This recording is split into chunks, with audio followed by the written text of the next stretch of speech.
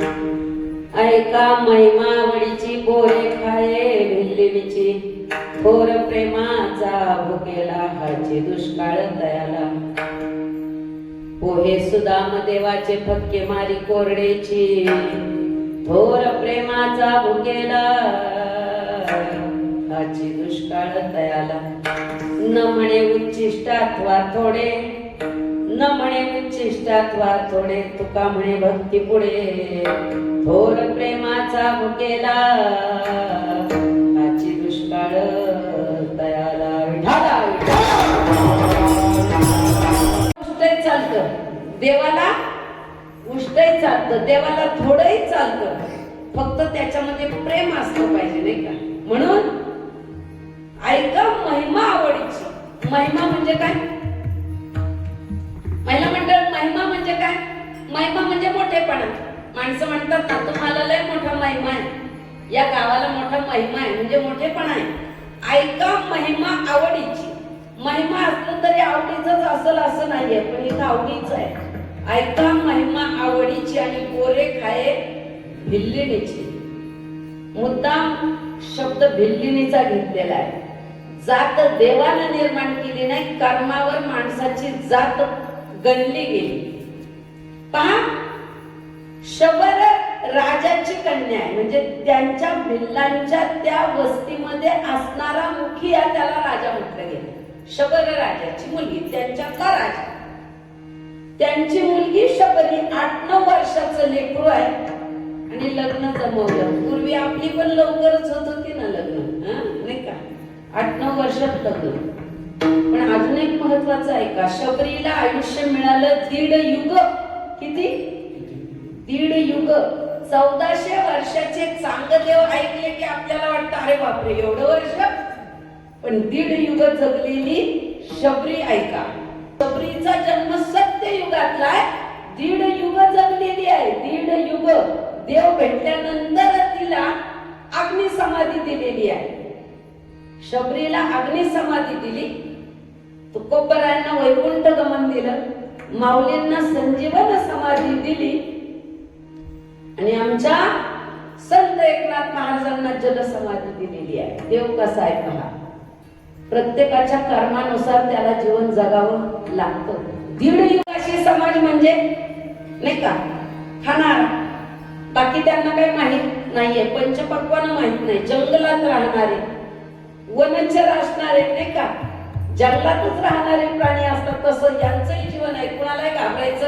वाघाला सुद्धा घाबरत नव्हती ही लोक एवढं अगदी धाडस असायचं 9 वर्षाच्या लेकराचं लग्न जमलंय आणि लग्न जमल्याच्या नंतर बापाला विचारलं बाबा तुम्ही माझं लग्न जमवलं म्हटले हो म्हणून तर पाहुणे आलेत ना पाहुण्यांनी घर भरलं होतं मेहंदी काढायचा कार्यक्रम चाललाय एवढंच लेकरू आहे जंगलातलं घर आहे त्यांचा समाज मोठा होता पाहुणे आलेले आहेत आणि लेकराने विचारलं बाबा एवढे पाहुणे आले ते ठीक आहे पण एवढी बकरं कशाला आणली बकराची दावण होती अशी दाव अजून दावण कळत नाही इथून पुढे नाही कळणार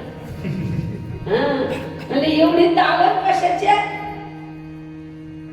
बापानं सांगितलं अगं ह्या पाहुण्यांना स्वयंपाक नको का त्याच्यासाठी ती दावण आहे 4 दिवस राहणार आहेत पाहुणे आणि त्याच्यासाठी ते रात्रीचं लेकरू ह्याला म्हणून बाहेर आलं ती म्हटली माझ्यासाठी मुकी प्राण्याला इथं बळी द्यायचे आणि ही लोक जेवणार हे खाणार आहे आपण कंदमुळं खाऊन सुद्धा जगू शकतो मग जीव का कापावा हा तिच्या मनावर बाल मनावर परिणाम झाला ती म्हणली देवा माझ्यासाठी एवढी दावण जर कापायची असेल ना तर मला त्याचा उपयोग होणार नाही मी काय सुखानं जगणार आहे तिला कुठं माहित होतं संसार म्हणजे काय लेकरूच होतं ना 7-8 वर्षाचं लेकरू जे पळत सुटली ती जंगलातच गेली आणि जंगलात गेली तिनं कुणालाही सांगितलं नाही की मी कुठं जाते जंगलात गेली एवढं घनदाट जंगल काय झालं असेल त्यावेळेस आता थोडासा विचार करा आपल्याकडे जर एखादी मुलगी दिसली नाही उद्या लग्न आहे तर केवढी धावपळ होती तिथं किती झाली असं कधीतरी विचार करा सत्ययुग असू द्या नाहीतर कलियुग असू द्या पण तो प्रसंग जर पाहिला तर काय झालं असेल त्यावेळेस काय पोलीस स्टेशन नव्हती त्यावेळेस काय कॅमेरे नव्हते त्यावेळेस काय मोबाईल नव्हते पण कुठं पळून गेली एवढंस लेकरू सापडलीच नाही.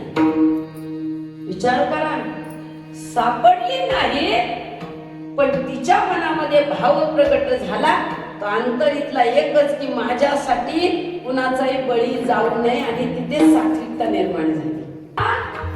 शबरीनं मातंग ऋषींची सेवा केली. एवढं मी जास्त वेळ घेणार नाही आता. मातंग ऋषींची सेवा करत असताना रांगोळी घालत होती, फुलांचा सडा टाकत होती. रांगोळी कशी होती माहितीये का? ती काय दुकानात जाऊन आणत नव्हती, ती गारगोट्या त्या नदीच्या गोळा करत होती. ओढ्याच्या गारगोट्या एवढ्या त्या गोळा करायच्या, त्या भाजायच्या, त्या वाटायच्या, आणि मग त्याची रांगोळी काढायची.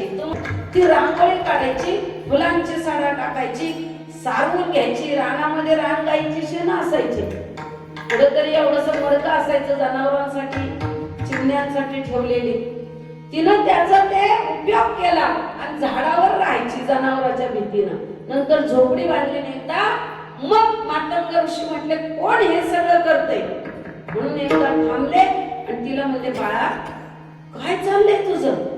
ती म्हणली काय नाही, मला तुमच्या पुढे यायची भीती वाटते, कारण तुम्ही माझ्या वडिलांना सांगा की इकडे आहे ही मुलगी, पण बळी देण्यासाठी आणलेले बकर मला पाहवली नाही, म्हणून मी खऱ्या अर्थानं पळ काढला आणि इकडे आले.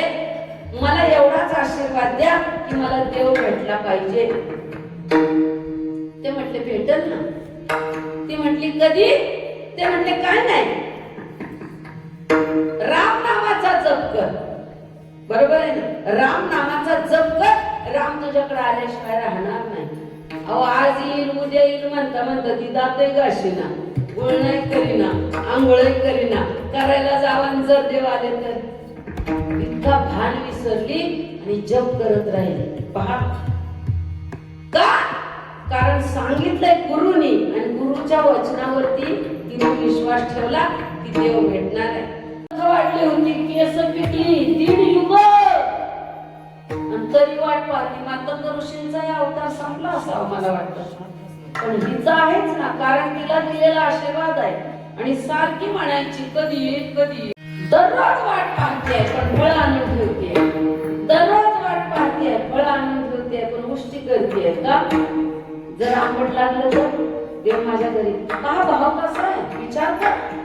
ती खाऊन पाहते, जर त्याच्यात आळी वगैरे असेल तर, जर आंबट लागलं तर, म्हणून ती उष्ट करायची. तिला कुठं माहित आहे का उष्ट देवाला देऊ नये?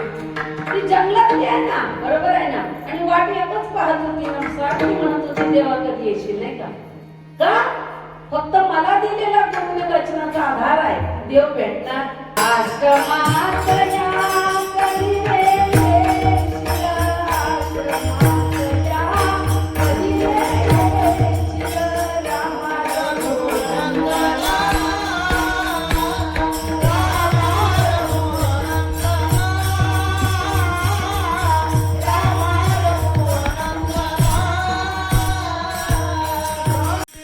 आले ना देव. मग आणि आल्या बरोबर तिनं ते द्रोणामध्ये काय दिलं?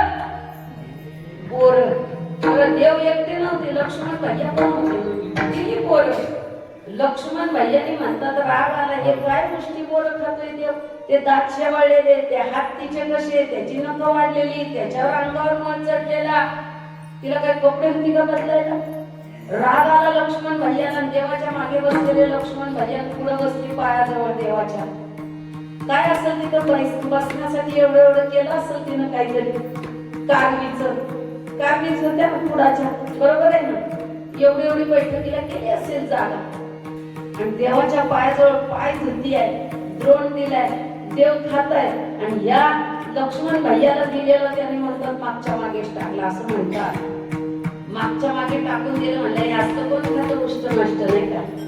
आणि असं म्हणतात याच जागेवरती जी वनस्पती उगवली, त्याच वनस्पतीची जेव्हा लक्ष्मण भैयाला जेव्हा शक्ती लागली, तेव्हा त्याचाच उपयोग करून त्याचाच रस द्यावा लागला. म्हणून कोणीही दिलेला प्रसाद टाकून द्यायचा